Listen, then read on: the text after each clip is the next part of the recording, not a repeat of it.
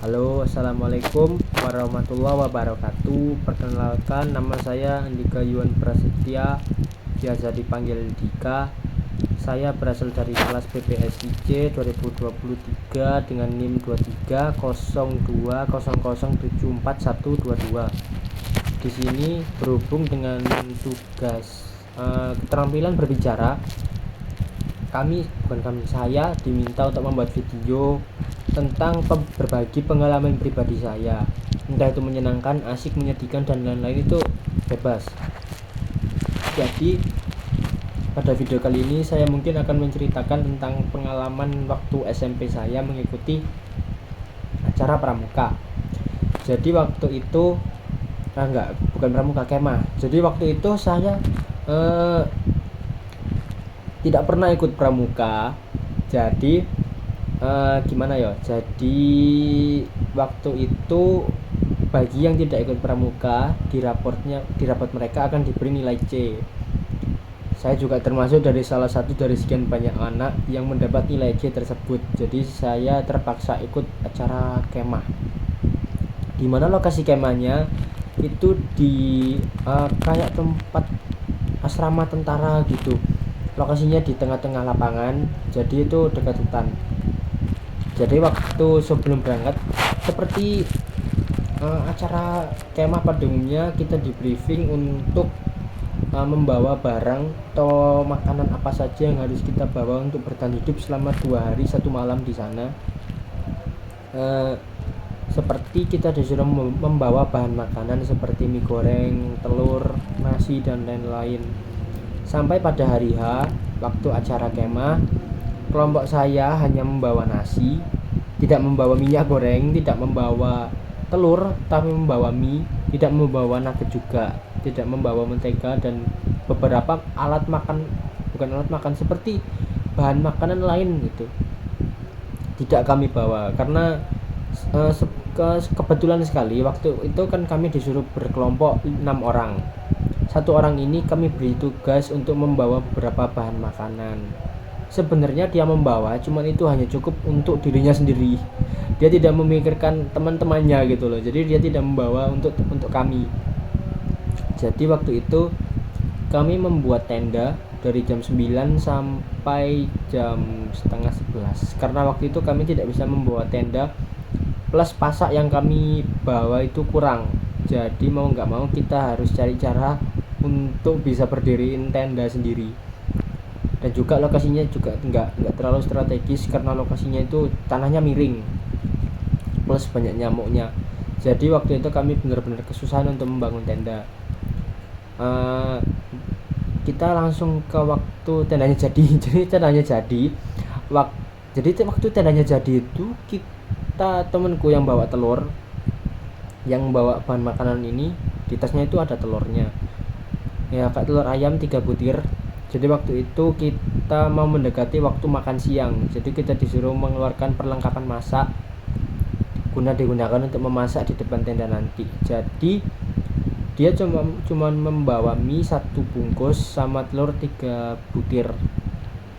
Dan waktu itu kebetulan waktu dia mau ngeluarin telurnya, telur yang dikeluarkan dari tas yang dibungkus oleh kresek plastik gitu, pecah. Karena waktu dia masuk ke tenda, dia melempar tasnya itu ke dalam tenda, dilemparnya, terus kemudian itu posisi telurnya itu ada di bawah, jadi kayak tertimpa sama tas, jadi makanya pecah.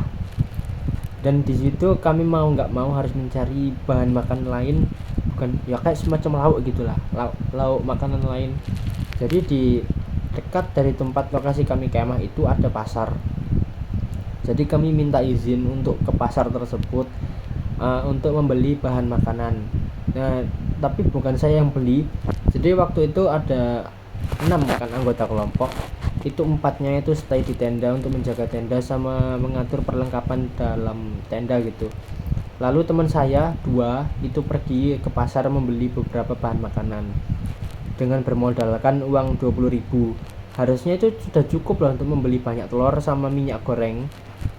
Tapi nggak tahu kenapa selang beberapa menit setelah mereka pergi, mereka kembali lagi ke tenda membawa 2 batang tempe sama Masako 1 sachet sama itu 2 bungkus susu Denko. Jadi nggak tahu kenapa kan dia itu balik-balik udah nunjukin ke kami semua, ke HP-nya. Jadi dia tuh sebenarnya sadar dia tuh nggak beli minyak, tapi dia sadarin itu waktu sudah di depan area kemah.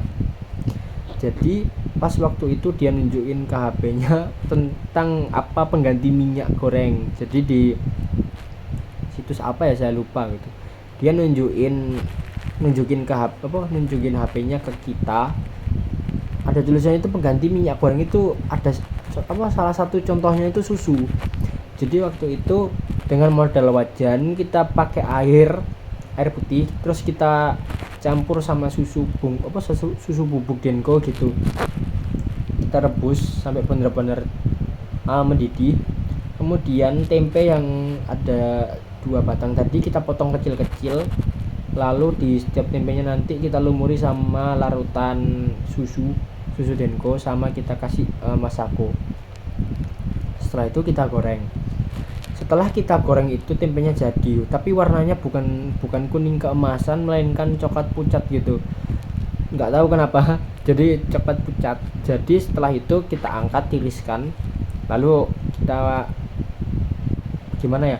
Kayak baru pertama kali nonton, bukan nonton, pertama kali lihat tempe warna coklat pucat gitu.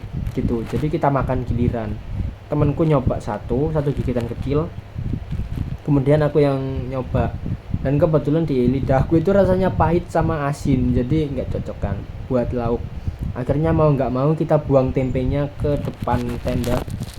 Yang kebetulan tendanya itu di depan tendanya itu ada kayak paving. Di depan tendanya itu ada paving. Biasanya buat TNI, bukan TNI, tentaranya itu masuk keluar gitu kan, itu kan termasuk zona tentara. Jadi pavingnya panas karena siang-siang, jadi tempenya saya lempar ke sana karena rasanya nggak enak.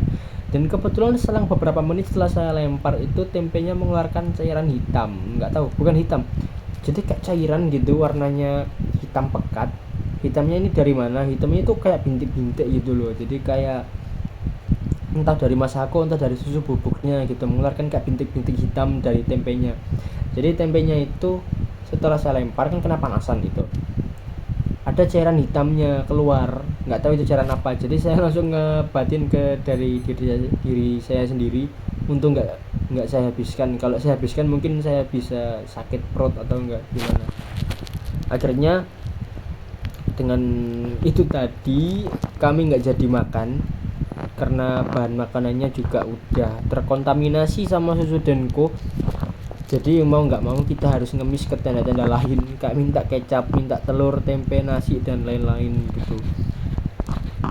Ya karena begitulah endingnya. Jadi ini mungkin pengalaman yang nggak mungkin saya lupakan, karena yang pertama saya ini remedi, yang kedua kami kelaparan, yang ketiga bahan makanannya yang terbatas, plus kita bikin makanan aneh baru yang nggak bener, yang nggak enak.